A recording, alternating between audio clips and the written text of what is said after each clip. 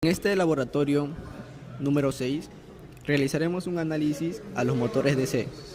Lo primero que haremos es realizar una prueba de arranque para ver el estado del motor y con ello ver si funciona o no. Y si en caso no llegue a funcionar, pasaremos a revisar el estator y también el motor para analizar la causa por el cual este no funciona correctamente. La manera en cómo lo vamos a hacer es realizando un desmontaje del motor y analizarlo internamente para ver cuál es la causa de la falla. Y también tomaremos medidas del voltaje para ver cuánto consume la batería. Bien, y así continuamos el laboratorio realizando múltiples pruebas con los siguientes arrancadores. Para este caso, para la primera prueba, vamos a trabajar con el que denominamos motor de C1 y motor de C2. Recordad que también para ello tuvimos un tiempo especificado, como es de 4:20 de la tarde hasta 4:50, y así sucesivamente. Contamos con la suerte que en el caso del motor de C1 tuvimos un óptimo desempeño, es decir, todos los componentes estaban óptimos y tenían un buen funcionamiento. Y es por ello que tomamos las siguientes medidas que se muestran en pantalla. Pero para el caso del motor de arranque número 2 tuvimos un percance en lo que va del motor DC.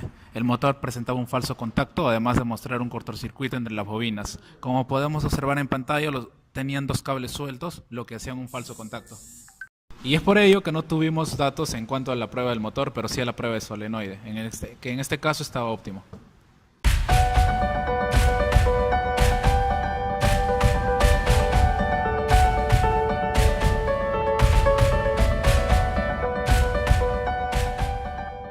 En la prueba del motor de arranque número 2 hacemos la prueba del solenoide, arrojándonos un 74.3 de intensidad y un 10.3 de voltaje. En la prueba del motor DC no nos marca nada, por lo tanto está defectuoso. En el primer cambio de motores de arranque, en el motor de arranque número 3, hacemos la prueba de arranque, dándonos un buen resultado. Por lo tanto, el motor DC y el solenoide se encuentran en un buen estado.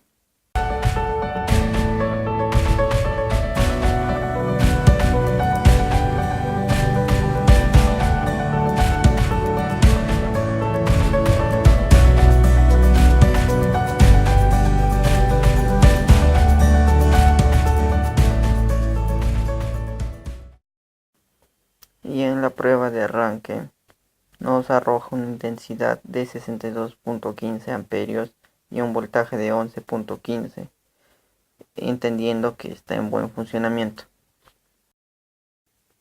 En el primer cambio de motores, el motor de arranque número 4, el motor DC presenta un buen funcionamiento y el solenoide presenta un fallo.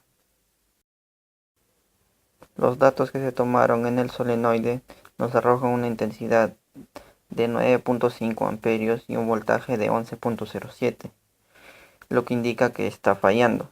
En la prueba del motor DC nos arroja 77.8 de intensidad y 11.13 de voltaje, que indica un buen funcionamiento.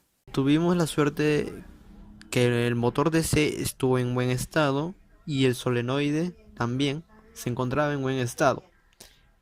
Por lo tanto, en la prueba de solenoide la intensidad que obtuvimos fue 42.4 y en la prueba de motor su intensidad fue 57.4, como podemos apreciar en la imagen. Asimismo, el voltaje de la prueba de solenoide era 8.51 y de la prueba del motor 7.41.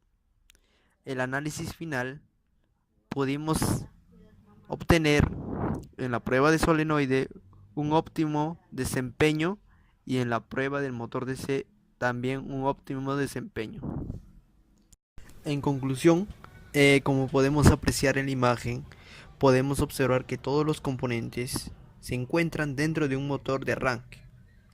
El motor DC consume y necesita mayor energía para poder girar, por lo que se tuvo que hacer una recarga a la batería. Al comienzo obtuvimos un voltaje de 11.90 que nos favoreció al comienzo, pero de ahí se descargó por el constante uso, lo cual tuvimos que recargar la batería. Y acorde a las tablas, consume más que un solenoide.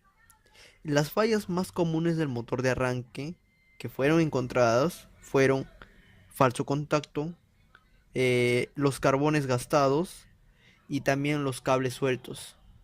Muchas gracias.